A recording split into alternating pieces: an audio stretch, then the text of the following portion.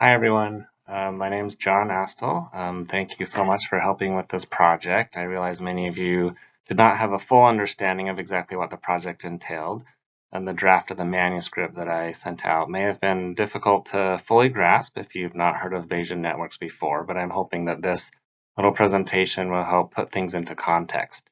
And since I have you as my captive audience for as long as you don't close this window, I thought I'd tell you a little bit about myself as well so that you know who you're collaborating with.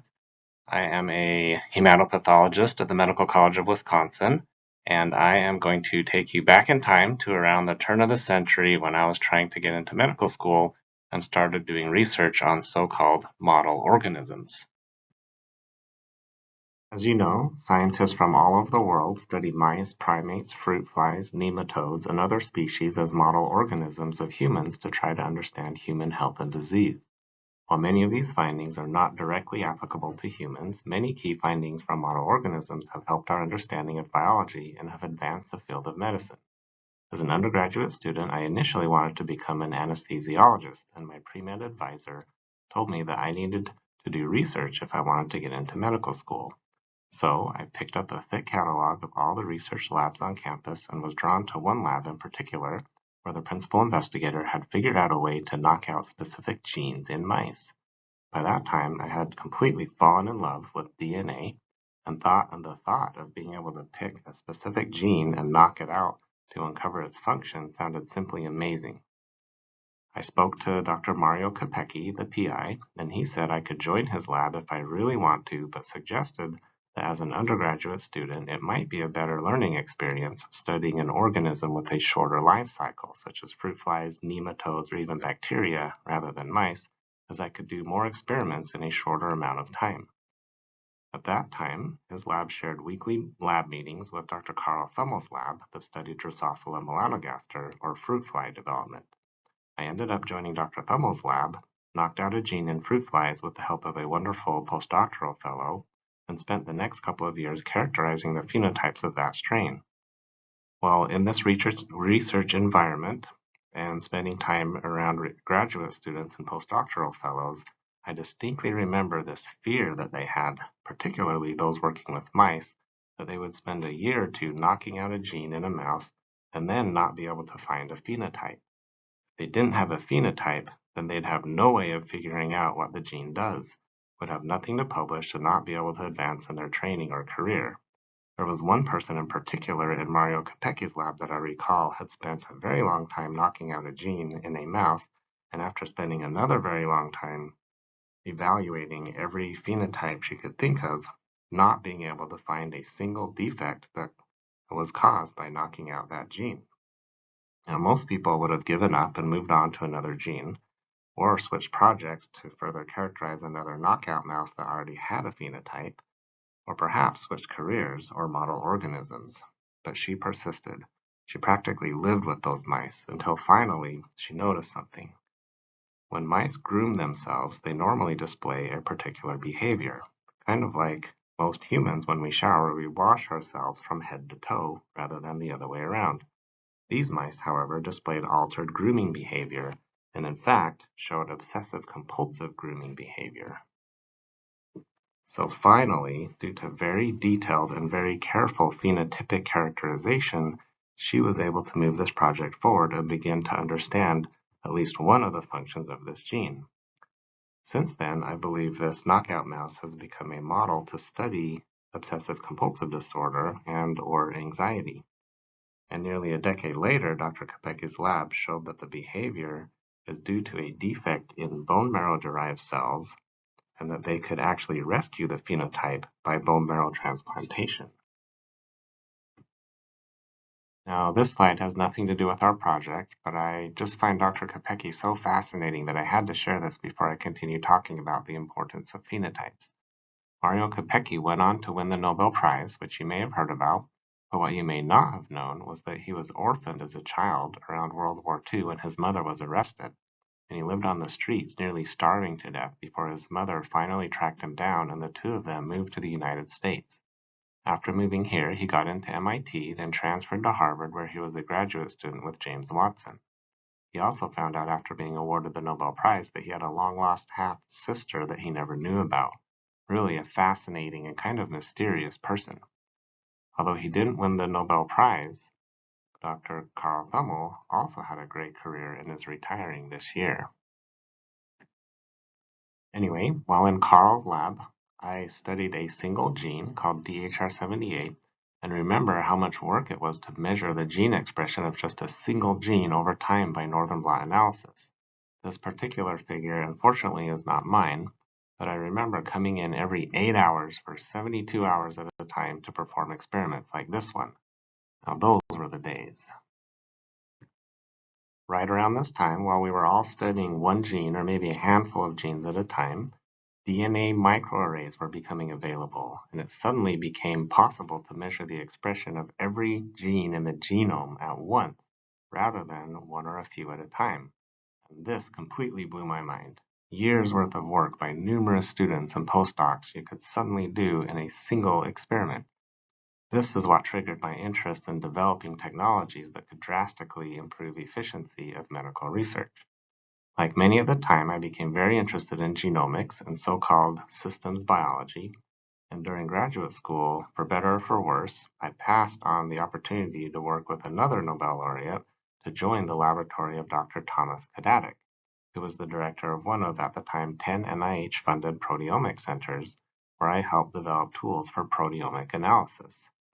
Not long after DNA microarrays became available, high-throughput, or so-called next-generation sequencing became available, and once the sequencing of entire genomes became a reality, the obvious next step was to characterize phenomes, including the human proteome, because just like that postdoc in Dr. Kopeck's lab found out gene knockouts without a phenotype is useless, genome sequences without corresponding phenomic characterization are basically useless.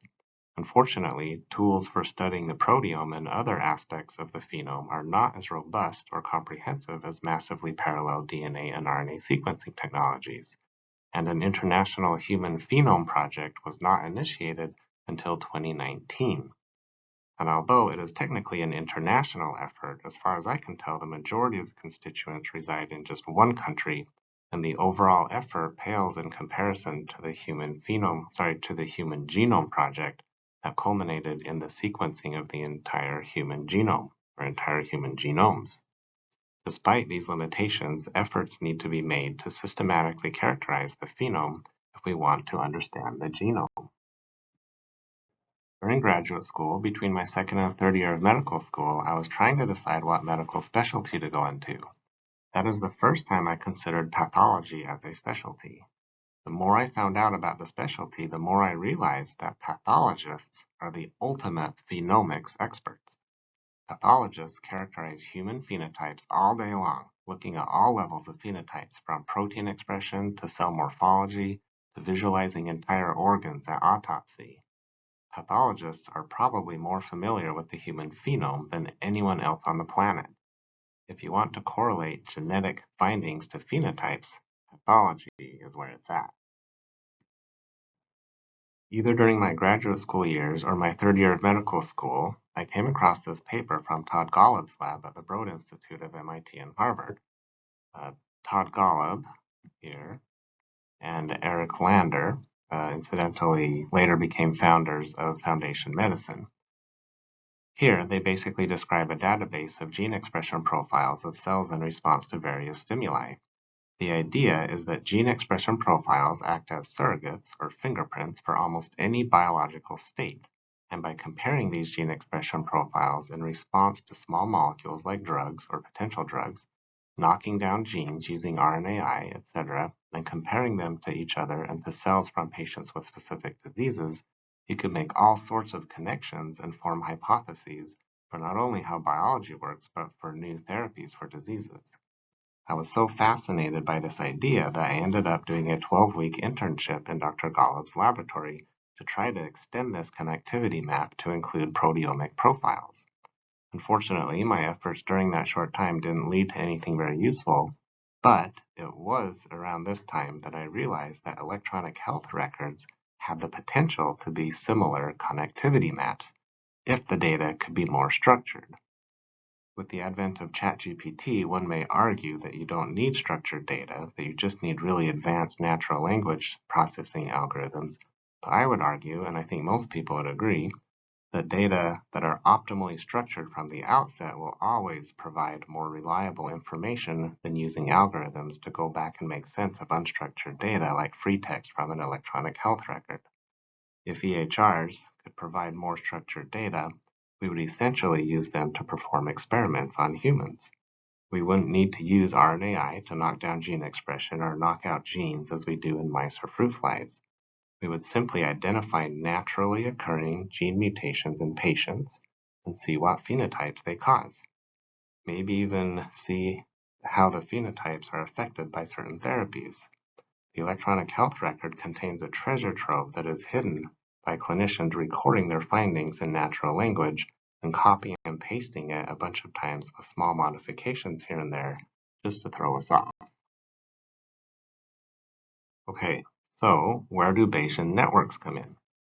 Basically, what led to my discovery of Bayesian networks was this problem that I had as a pathology resident at Yale.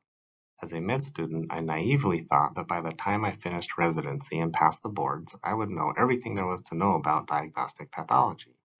However, about 2 months into residency, I realized there was no way I would ever know everything there is to know about pathology or how to diagnose every disease. Even within the very limited subspecialty of hematopathology, you can see how disease classification alone has grown more complex over the years. After the turn of the century, things started getting really complicated with the addition of molecularly defined entities, and the thought of having to memorize all of the genes that can be mutated in each of these was overwhelming to me.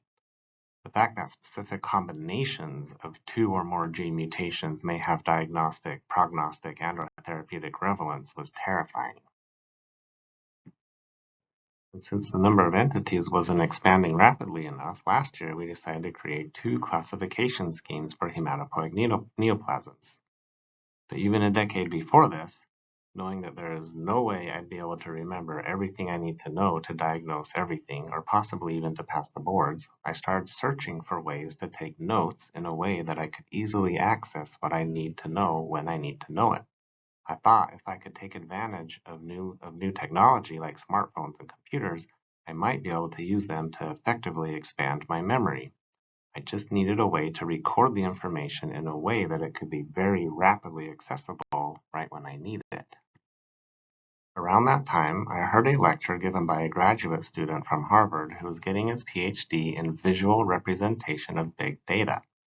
During his presentation, I remember thinking, there must be a way to record all this information that I need to utilize as a pathologist in a way that it can be rapidly and easily accessible in the future without the need to memorize everything.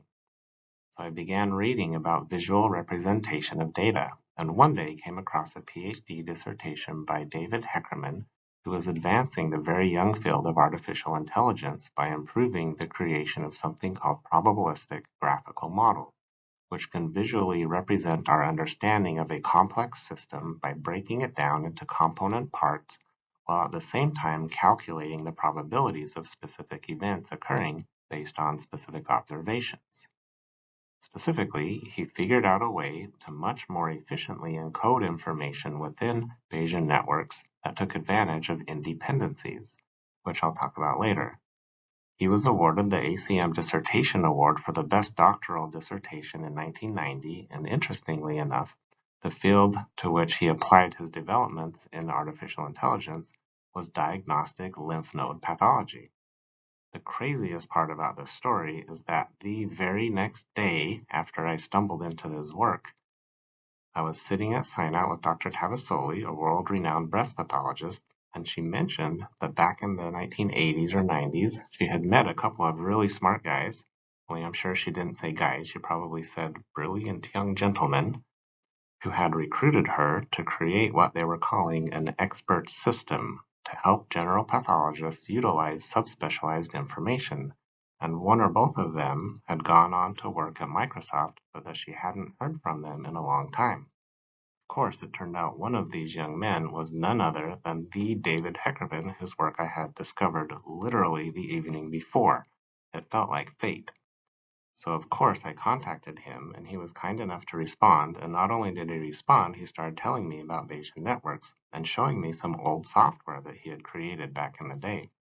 I learned that not only could Bayesian networks help store all the information I wanted to remember to help diagnose diseases, the networks could calculate the probability of having these diseases based on arbitrarily selected findings or phenotypes, and that you could quickly determine the probability of having specific findings or phenotypes given specific diseases. Again, similar to when I learned that you could measure the expression of every gene in the genome using DNA microarrays while I was spending all of my time studying a single gene. The thought that I could store all this information important for making diagnoses and that probabilities of having these diseases given selected findings could be calculated totally blew my mind. Unlike DNA microarrays and next-generation sequencing, however, Bayesian networks are limited, to some extent, by our understanding of the disease and biological processes. I say to some extent because you can learn network structure from data without understanding the biology, but to design a Bayesian network in a way that makes sense biologically, we need to understand the biology. Anyway, this is how this project started. So, why did Bayesian networks blow my mind, and why do I think they are even more amazing than the neural networks or deep neural networks that do so much of what we see in artificial intelligence media today? As I mentioned, Bayesian networks are a way to graphically represent our understanding of processes in a way that shows cause and effect, as well as calculate or update probabilities of certain events occurring given certain prior probabilities. Bayes' rule itself has been used for various interesting and important tasks involving probability, including helping the Allies win the Second World War by decoding encrypted messages from the enemy, or helping people find a ship full of gold that had sunken in the ocean. Bayesian networks were developed more recently and published in 1985 by Judea Pearl for the purpose of advancing artificial intelligence, and I really hope he wins a Nobel Prize for this before he dies. While not the Nobel Prize, Judea Pearl just this year was awarded the BBVA Frontiers of Knowledge Award for his work. One commentator wrote that many of the recent breakthroughs in AI have been based on neural networks that employ deep learning algorithms. But these programs are like black boxes, where it's not possible to trace how they came to solve the problem. Lined up on the other side are those of us who work habitually with Pearl's Bayesian networks, in the belief that interpretability has to be a cornerstone of AI. Larinaga is convinced that this is the direction in which AI will head, especially in areas like medicine or in decisions with legal or financial implications. There is a growing call, both in the US and Europe, for AI ethics and for processes to be audited. That is why I think Pearl's approach will win the day, because it offers more transparency. Ramon Lopez de Mantaras expresses a similar view, adding that tools provided by Pearl's work bring explainability, that is, traceability to the chain of reasoning followed by an AI system in reaching its conclusion. This kind of system is more complex, but well worthwhile since it gives far greater confidence. A doctor, for example, can know why the machine has diagnosed a patient a certain way or recommended a certain treatment.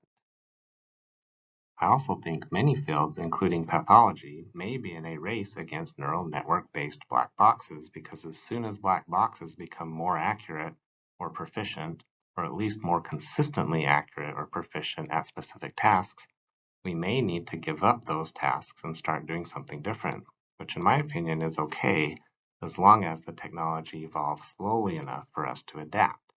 On the other hand, if we use AI that is based on more transparent algorithms, like Bayesian networks, we will be able to understand where and why it is making mistakes and be able to correct the algorithms or incorporate human intervention, making it much easier to evolve with the technology and less likely to be replaced by it.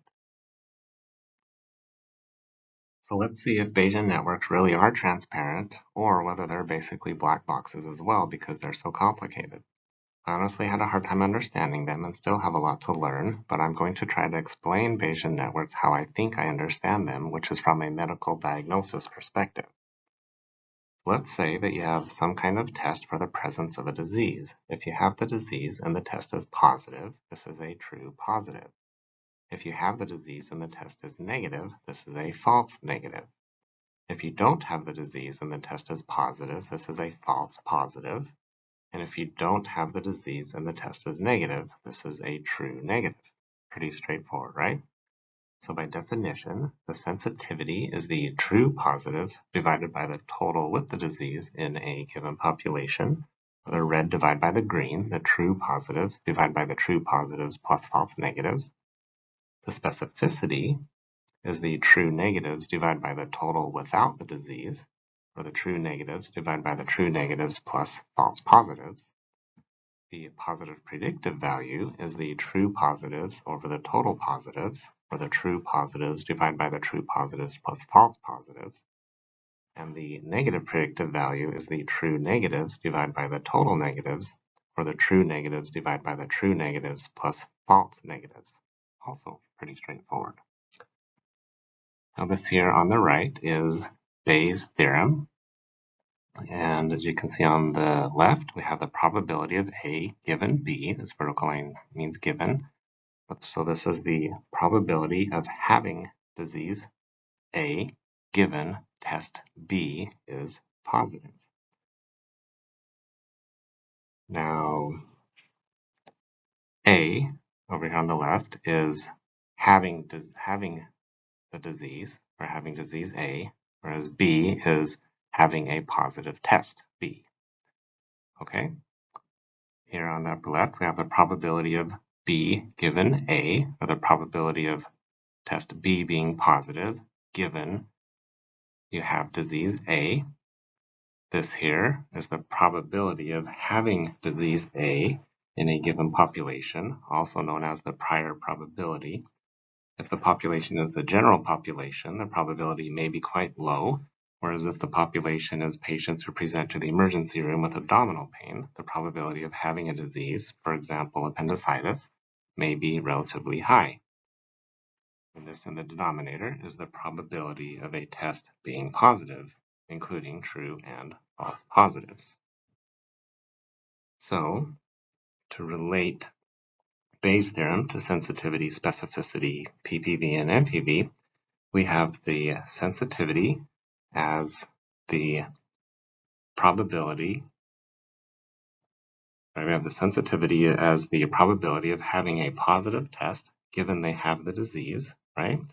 The probability of having a positive test given they have the disease, again, red divided by green. The specificity is the probability of not having the disease. That's what this apostrophe means, not having. This upside down U means and. So the probability of not having the disease and not having a positive test. That is your true negatives. While the total without the disease is 1 minus the probability of having the disease. The positive predictive value is the probability of a test being positive given they have the disease, divided by the probability of a test being positive. And the negative predictive value is the probability of not having the disease and not having a positive test, while the total negatives are 1 minus the probability of having a positive test. So let's go through a couple of examples. Let's say there's a disease with a prevalence of 1% in a given population. So 1 in 100 people have the disease. And we have a test that has 90% sensitivity and 91% specificity for that disease. If we have 1,000 people in our population, that would mean 10 people have the disease, and 9 of those 10 would test positive. 990 would not have the disease, and 90 of these would test false positive. So the positive predictive value is 9%. The true positives divided by the true positives plus false positives, or the total that tests positive. while the negative predictive value is 99.9%, the true negatives divided by the total that tests negative.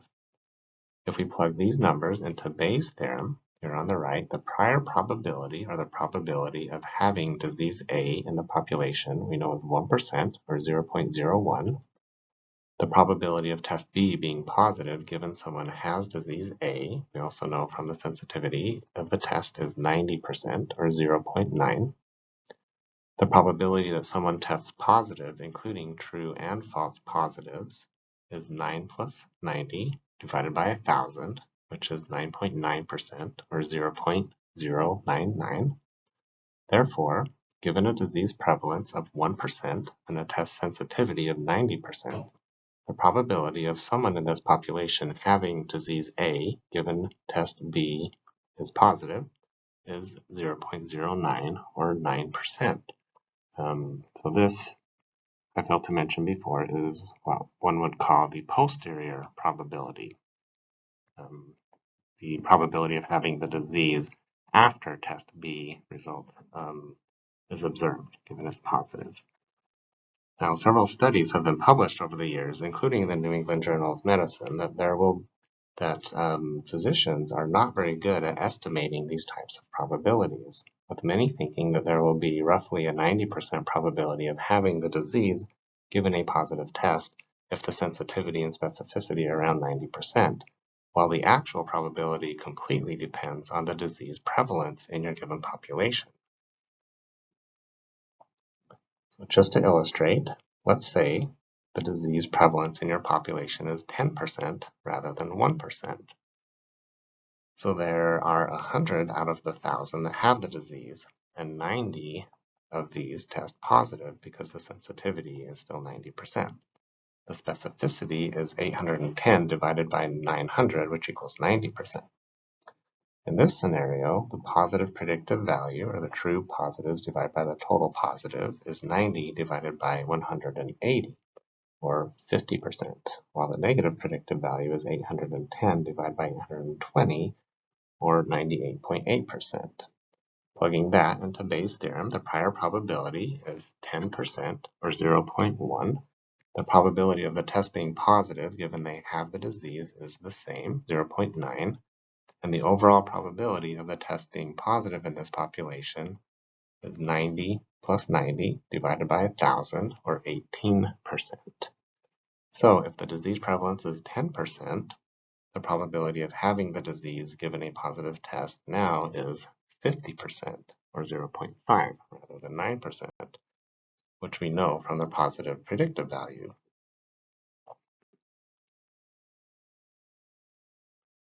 Now that we know how to determine the probability of having a disease after testing positive for one test, how do we determine the probability of having a disease after multiple tests? What if you have a high white blood cell count as one test, rebound tenderness in the right lower quadrant of the abdomen is another test, and thickening in the wall of the appendix by radiology is yet another test? What is the probability of having appendicitis? So here, on the upper right, we have Bayes' theorem with our prior probability, which again would be very different if it's the general population versus the population of people who come to the emergency room with abdominal pain. The test may be a high white blood cell count, and given the sensitivity and specificity of that test for appendicitis, you would then get a posterior probability of having appendicitis given a positive test, however you define that test as being positive. Now this is basically a Bayesian network, or a naive Bayesian network, which assumes that the tests are independent. If one test is the white blood cell count and another test is the absolute lymphocyte count, these are not independent of each other. So you couldn't do this. You couldn't do one test after another and just add the posterior probability as the prior probability of the next test, because lymphocyte count is related to the white blood cell count, and the white blood cell count is dependent on the lymphocyte count. Expression of CD19 and expression of CD20 by immunohistochemistry or flow cytometry are also not independent of one another. So including similarly redundant or closely related tests in a naive Bayesian network may not provide the most accurate results. If test results are not independent of each other, we can't just iteratively use simple Bayes' theorem for each test. If tests are not independent of each other, then one way to figure out your probability of having a disease might be to create a probability distribution, such as this table here, that shows the probability of having each of these diseases given all combinations of possible test results. Let's say 10% of a population has disease 1, 2% disease 2, 0.2% have both diseases, and 87.8% don't have either disease 1 or 2. These probabilities would ideally be derived from real patient data with a population similar to one your patient is from. You can imagine that if you have multiple tests, or if the tests are not binary, these tables would become quite large. For example, for binary tests, there will be 2 to the n possible combinations of test results, where n is the number of tests or phenotypes observed. In this case, there were 3 tests with binary results, positive or negative, so 2 to the 3 is 8 possible combinations. If there were 8 phenotypes observed, that's 256 possible combinations of results. If a test has 4 values, such as absent, weak, moderate, and strong, as you might see with immunohistochemistry or flow cytometry results, evaluating 8 phenotypes would lead to over 65,000 possible combinations for this table, or rows in this table. Something a Bayesian network allows you to do is create probability distributions that are split into manageable sizes based on our understanding of how these phenotypes relate to one another, so you don't end up with these massive tables. Here is a classic example of such a simple Bayesian network. There are 5 variables related to a student's chances of getting into college, or at least related to their chances of getting good grades in a class, getting a good letter of recommendation, and doing well on the SAT. Difficulty is the difficulty of a class or classes overall, and intelligence relates to the student. The outputs are arbitrarily binary, not difficult D0 or difficult D1, low intelligence I0 or high intelligence I1, low SAT score S0 or high score S1, and poor letter of recommendation L0 or good letter of recommendation L1. While grade is separated into 3 categories: good grade G1, average grade G2, or bad grade G3. Here the parent nodes influence the child nodes.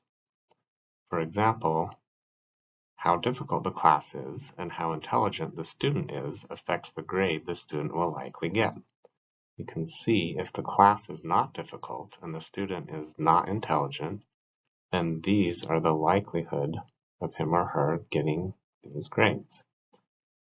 If the class is difficult and the student is not intelligent, they are more likely to get a bad grade, whereas if the student is intelligent and the class is easy, they're likely to get a good grade. If they get a good grade, they're likely to get a good letter.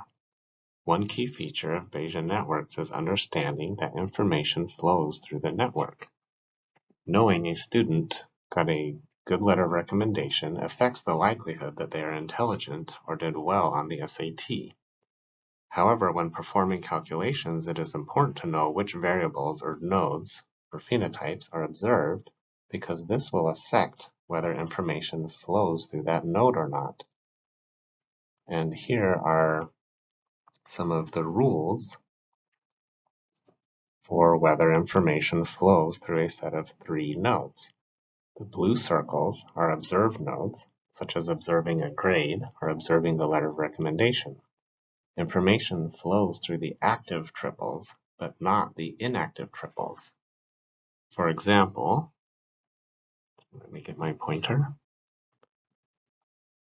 The difficulty grade intelligence triplet. In this triplet, if the grade is observed, this corresponds to this triplet, here, this active triplet.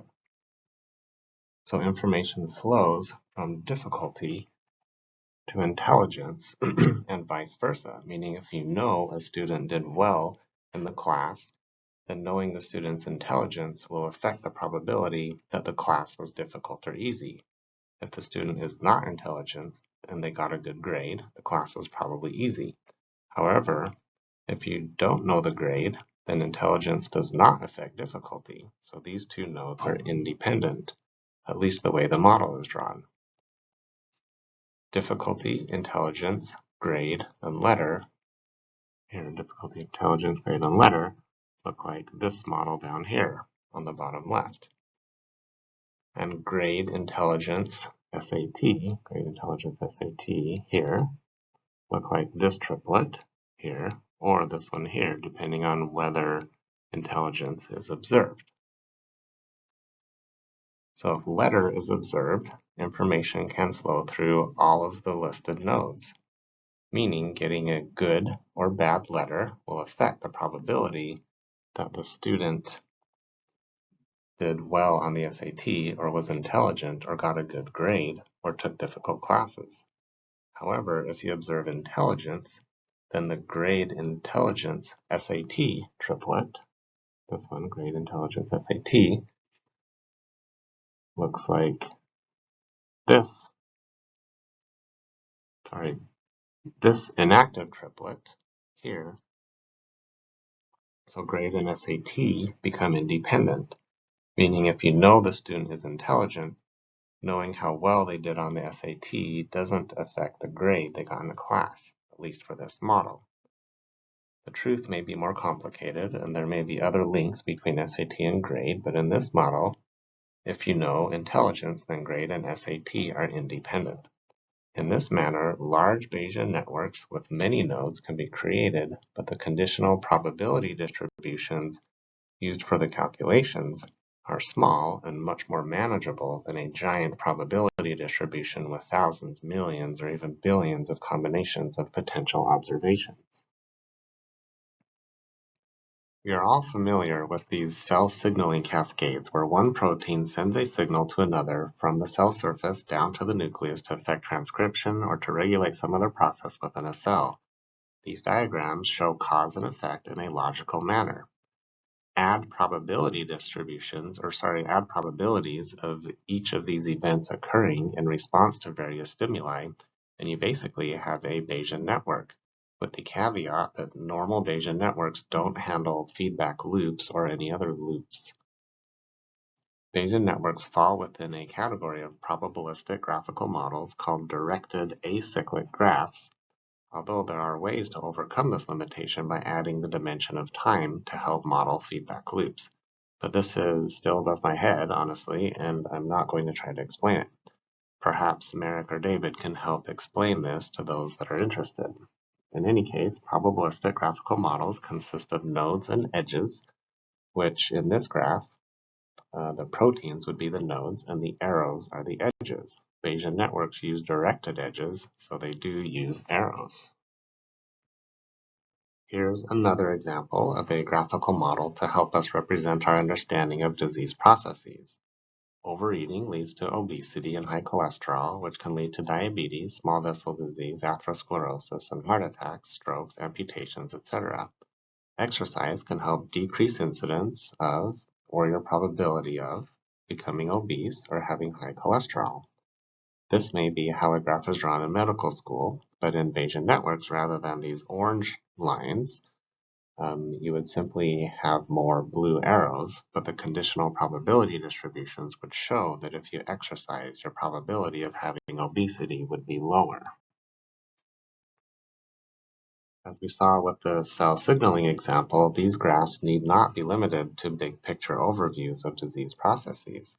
They can incorporate detailed molecular information. If you define overeating, you can, based on data, provide a probability of having high LDL, and based on data, relay LDL levels to the probability of having certain degrees of atherosclerosis. So you can use real patient data to connect molecular mechanisms to patient outcomes. In this era of systems biology and medicine, graphical models, such as Bayesian networks, can help us improve our understanding of very complex processes, while at the same time calculate probabilities of certain events occurring given specific findings. And if enough data are available, Bayesian networks can even help discover causal relationships between events within a system. For example, in this article published by Gary Nolan's group at Stanford almost 2 decades ago, they used flow cytometry. You could also use mass cytometry, and as their lab often did, to immunophenotype cells responding to various stimuli, and then they used Bayesian network analysis to figure out how these different proteins are related. In one large experiment, they were able to reproduce what took decades of research using traditional wet bench approaches. What they did was add perturbagens to cells and measure phosphoproteins by flow cytometry, and then perform Bayesian network analysis to recreate the cell signaling cascade. Similar to what I said about the connectivity map, you can imagine how you could do something similar here with an electronic health record system, where the perturbagens would be gene mutations detected by next-generation sequencing, and readouts would be whatever phenotypes you can record as discrete data, or recover using natural language searching algorithms, though again, this would not be as reliable. Back to conditional probability distributions. Let's draw a simple Bayesian network with its associated conditional probability distributions based on the disease and test we went through earlier. If we have one disease and one test, each of these have a node in the network. The probability distribution for the disease node would be 0.1 for the disease and 0.99 for no disease, because this is the disease prevalence in the population. This is our prior probability of having the disease. The probability distribution for test 1 is 0.1 for positive and 0.9 for negative, because the percentage of the population that is positive for the test is 10%, including true positives and false positives. If we draw an edge or an arrow from disease to test 1, then we have a simple network. The conditional probability distribution for test 1 now is the table on the left, which shows the probability of the test being positive, not overall in the general population, but split into whether a person has the disease or doesn't have the disease. So the probability distribution is conditional on whether a person has or doesn't have the disease it is connected to. Now we can arbitrarily decide that a patient has a positive test. We plug in 1, and the probability of having a positive test is 1, and then Bayes' theorem will be used to calculate the probability of having a disease given the positive test result. And it turns out the probability of having the disease given a positive test is 0.09 or 9%. Alternatively, you could say, what if the patient has the disease? If we know the patient has the disease, we'll put in a probability of 1 for disease to see what the probability of having a positive test is. And it turns out that is 0.9 or 90%. So the information flows both ways. Bayes' theorem updates the probabilities. And technically, even though the title of the slide is Bayes' theorem is the building block for Bayesian networks, Bayes' theorem, in my mind, isn't really the building block for Bayesian networks. Conditional probability distributions are the building blocks for Bayesian networks, and Bayes' theorem is used to update these probabilities. That's what helps information flow through the networks. And remember, whether or not information flows through certain parts of the network depends on whether or not specific nodes are dependent on or independent of one another. And this depends on what nodes are observed. As we've seen, the probability distributions are basically the prevalence of the diseases and the prevalence of the phenotypes in a given population. If you have more than one disease under consideration, a conditional probability distribution might look like this, with CLL, follicular lymphoma, mantle cell lymphoma, marginal zone lymphoma, benign or reactive, or other neoplasms as the diagnoses. These values are what you might see for a specific test, such as the expression of a cell surface protein called CD5, which we know is positive in CLLs and most mantle cell lymphomas and negative in most of these other conditions. Fortunately, several companies have developed software to help you draw Bayesian networks and fill in conditional probability distributions. They also allow you to do a whole lot more, like learning Bayesian networks from data, which I won't get into. This is another topic that perhaps Merrick or David could explain if you're interested and if they have time. Now here is, on the bottom right, is a conditional probability distribution for CD5, and how likely it is that CD5 will be positive in these different diseases. And importantly, these probability distributions can come from real patient data, like, for example, electronic health records. They can also come from textbooks or journal articles, or they could even be estimates based on expert knowledge or experience. That's one of the beauties of Bayesian networks, is that you can say, based on a patient's clinical presentation and physical examination and biopsy findings so far, I think they have an 85% probability of having disease X, which you could arbitrarily enter as the prior probability of having that disease. Then you could ask what additional tests can increase the probability of having that disease to greater than 95% or greater than 99%.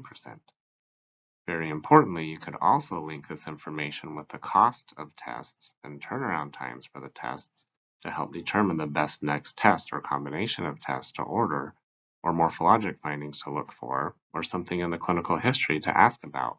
This could significantly improve test utilization and decrease costs for patients. And this is just an example of the prior probabilities of having each of these diseases: low-grade follicular lymphoma, marginal zone lymphoma, CLL, SLL, mantle cell lymphoma, a reactive lymph node, or other neoplasms based on a population of patients who had lymph node biopsies. So I want to show you a couple of things that Genie, one of the commercially available Bayesian network software, can do. This is one that Merrick developed. So here you can easily add nodes to the network and then draw edges, or these arrows, between the nodes like this.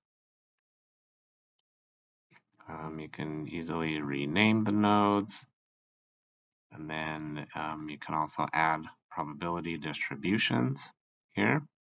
You know, this might be present, this might be absent, state 1, state 0, or sorry, state 0 and state 1 could be diseases. So whatever these happen to be, disease 1, disease 2, etc.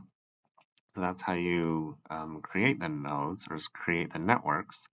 And let's just open a network that I already created based on data from lymph node biopsies. So let's just open this here. So this top node, the DDX node, includes our disease entities: CLL, SLL, follicular lymphoma, mantle cell lymphoma, marginal zone lymphoma, and benign/reactive. And then all these other nodes are phenotypes potentially useful for differentiating these entities. And here we can see all the probabilities. So this is the prior probabilities of having these diseases based on basically the percentage of lymph node biopsies that I looked at in my data set that were positive for each of these entities. And then all the phenotypes, this is basically, what percentage of these entities overall are positive or negative for each of these phenotypes, with the caveat that this was a very limited data set, and also some of the phenotypes I wasn't able to evaluate for all of the diseases or for every case. For example, cyclin D1, 34%, we know that not 31% of these entities are positive for cyclin D1, but because I only had cyclin D1 stains performed on mantle cell lymphoma, CLLs, and then maybe just a couple of other cases, most of these other um, specimens did not have cyclin D1 performed. And so the way I dealt with the data was basically just to enter averages of cyclin D1 expression for all of the samples for ones that did not have cyclin D1 performed. And I explained why in the manuscript. So anyway, with some caveats, so if some of these don't make sense, there's a reason for that that I won't go into right now. But just to show you what the software can do. So you can basically say, okay, if the patient has CLL, what is the probability that all these other phenotypes will be positive or negative? So cyclin D1 should be negative. So for reasons I also explained in the manuscript, I don't have any zeros or 100% for any of these. I think I ended up changing the threshold from 0 to, no, sorry, I tried a few different things like making it 0.01 instead of 0.05, 0.1, and ended up just leaving 5% as the lowest percentage. And I also got into that in the manuscript. So anyway, that's why 5 is the lowest and 95% is the highest, because Bayesian networks don't deal with probabilities of 0 very well. But in any case, they can select mantle cell lymphoma. What's the likelihood that they'll be positive for all or negative for all these different phenotypes is listed. Alternatively, you can say, all right, well, I have something that's, or I have a biopsy, we perform CD5 and it's positive. What's the probability that any of these other entities will be present? And looks like benign is still a lot higher than I expected. But again, that probably has to do with the fact that CD5 probably wasn't performed for a lot of the benign entities.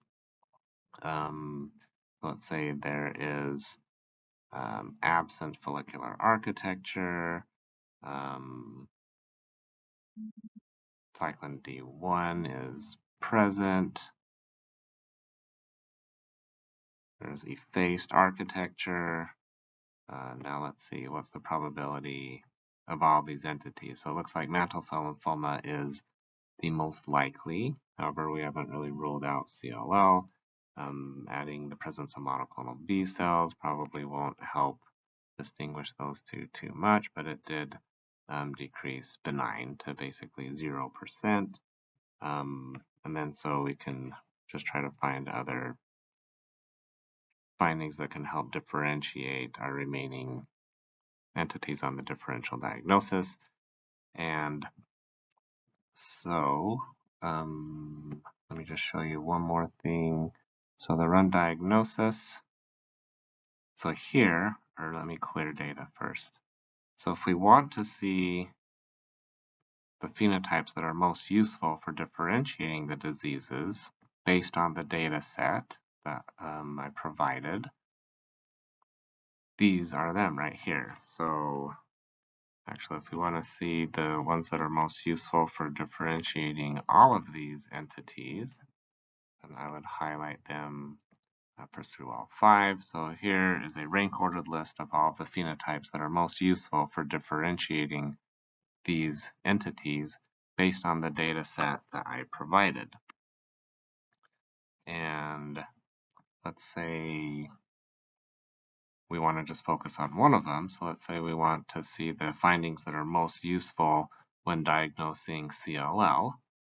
You can see the entity or the phenotypes are different than they were before, but apparently, follicular architecture, if you have follicular architecture, it's probably not CLL.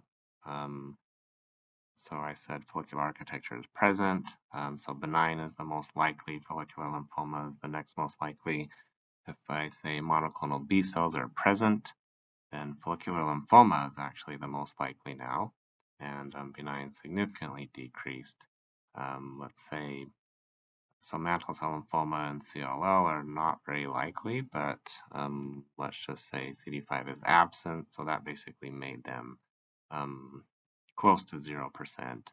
So crowded follicles, let's say that they are present.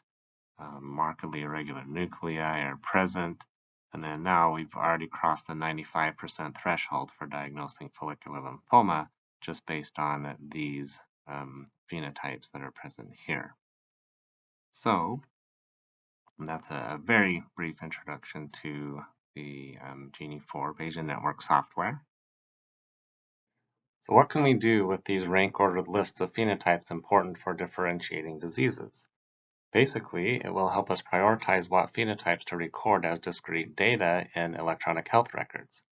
Here is an excellent example of how recording phenotypes as discrete data in patient databases can make a difference in medicine. This paper, published in November 2021, describes a pilot study of the UK's 100,000 Genomes Project. Here they identified 4,660 patients with undiagnosed rare diseases, evaluated the patients clinically, recorded phenotypes using terminology from the Human Phenotype Ontology, or HPO, sequenced cells from these patients, and then tried to make diagnoses by comparing gene sequences and phenotypes of these patients with each other and with what is known in the literature. Using this approach, they were able to diagnose 25% of these patients, many of which had had next-generation sequencing done previously, but didn't have phenotypic characterization for comparison to other similar patients in a database such as the one that they used. What kind of surprised me was that the median number of phenotypes recorded per patient was only 4 positive and 4 negative, or 4 phenotypes that were present and 4 phenotypes that were documented as absent in these patients. Pretty powerful for relatively few phenotypes.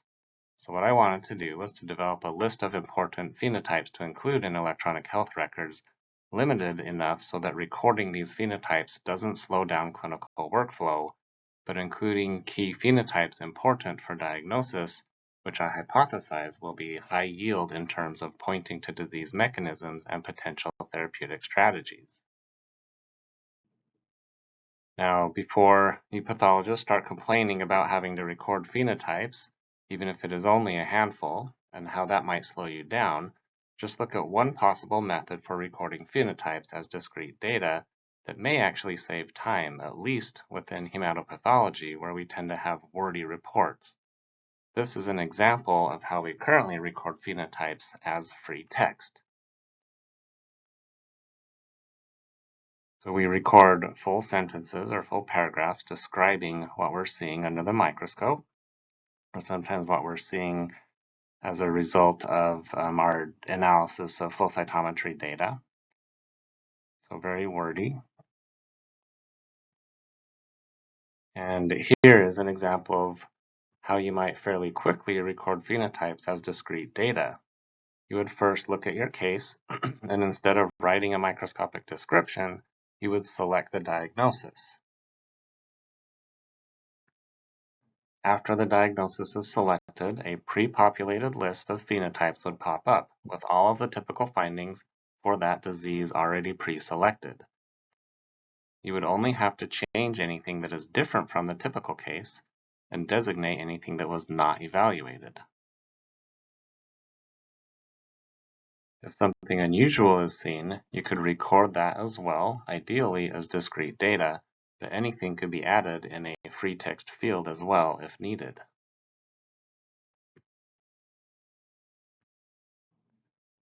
This is the goal, to record phenotypes in electronic health records as discrete data that can be used for genomic research, other types of research, for diagnostic decision support, to improve test utilization, for education, which I won't get into today, etc.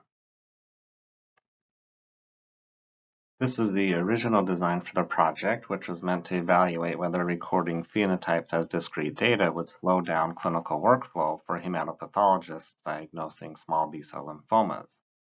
Fortunately, this has taken a whole lot longer than originally anticipated, so I decided to publish the manuscript you all have received, which is basically just the left half of this slide. Let me get my pointer again. So the left half of this slide down to about right here.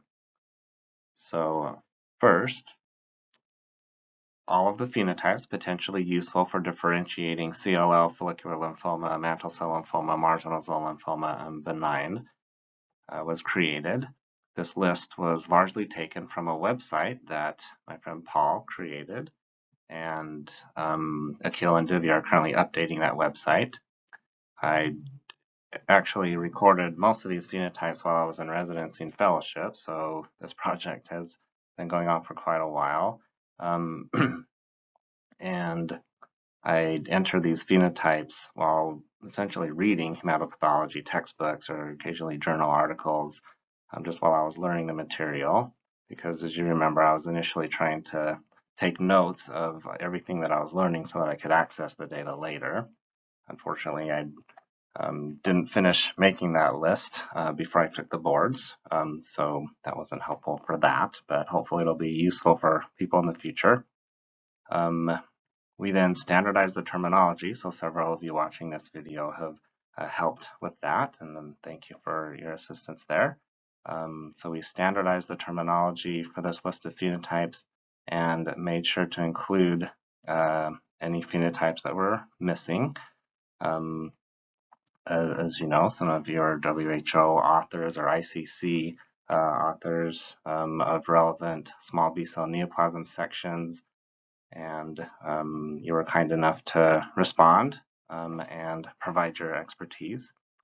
Now, once this list of phenotypes was created, 50 biopsy slides were pulled, 10 from each of the diagnoses listed here. I then, and the flow cytometry reports for each of these cases was also printed if flow cytometry was performed. I then reevaluated each of the cases for the presence or absence or degrees of expression of each of the phenotypes on that original list of phenotypes useful, potentially useful for differentiating those diseases. I then used those data or data from the analysis of those slides and the flow cytometry data to create Bayesian networks, essentially to fill in the probabilities in the conditional probability distributions described earlier, to create Bayesian networks. And then the idea originally was to create more complicated Bayesian networks like this that would take into account dependencies or independencies, and then use the Bayesian networks to rank order the phenotypes according to the most useful phenotypes for differentiating those diseases. And then, so we didn't get into this yet, so this is essentially future directions over here on the right, but the idea was to get a more limited set of phenotypes potentially useful for differentiating these diseases, or actually identify ones that we know are useful for differentiating those diseases, select essentially an arbitrary number of them, so just the most useful ones, and then basically test whether typical, traditional free text microscopic descriptions or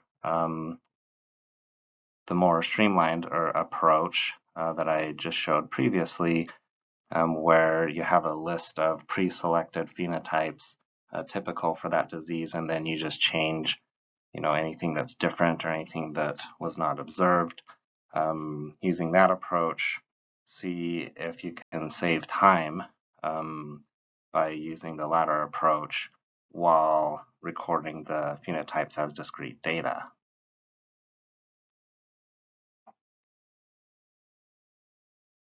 So as I mentioned, the project as originally designed was way too much to bite off in a reasonable amount of time. And so I split it up into two, and I'd like to publish just the first half, which I think we have enough data and we've made enough progress to justify publication. So basically, I simplified it a little bit as well, in that I decided to just use naive Bayesian networks, which again assumes that all of the phenotypes are independent of one another, which we know is an incorrect assumption, but this was a reasonable starting point for a pilot project such as this one. I did go back and pull 50 more cases, so 10 from each of the diagnoses, to validate the Bayesian network that was created based on data from the first 50, because if you tried to test how well the Bayesian networks diagnosed cases from the first set of 50 cases, the Bayesian networks performed too well because the networks were essentially trained on data from those samples. So I needed to pull additional cases to see whether the Bayesian networks were able to diagnose cases from an independent data set.